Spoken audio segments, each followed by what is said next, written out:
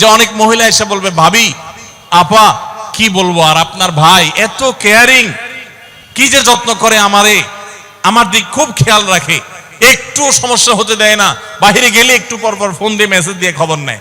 বুঝবেন যে সাক্ষাৎ শয়তান হাজির হয়ে গেছে।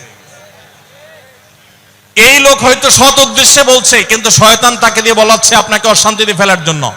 মনে রাখবেন, যারা নিজেদের তারিফ করে তারা হয়তো পজিটিভ মানুষ দেখে তারিফ করে, তাদের সংসারে এমন এমন অশান্তি হয় যেগুলো হয়তো আপনাদের হয় না, শুধুমাত্র শয়তান ওইগুলো আপনার সামনে হাজির করছে। খবরদার, ওইগুলো দেখে খুব সহজে একে অন্যের প্রতি জাজমেন্ট করতে যাবেন না। তাহলে দাম্পত্য জীবনের সুখ শান্তির জন্য অন্যের সুখের মিথ্যা গল্প শুনতে যাবেন না। যদি সত্য গল্পও হয় তবুও মনে রাখবেন যে হয়তো সে একটা দিক তুলে ধরছে, তাদের আরো চ্যাপ্টার আছে, সেটা তারা তুলে ধরছে।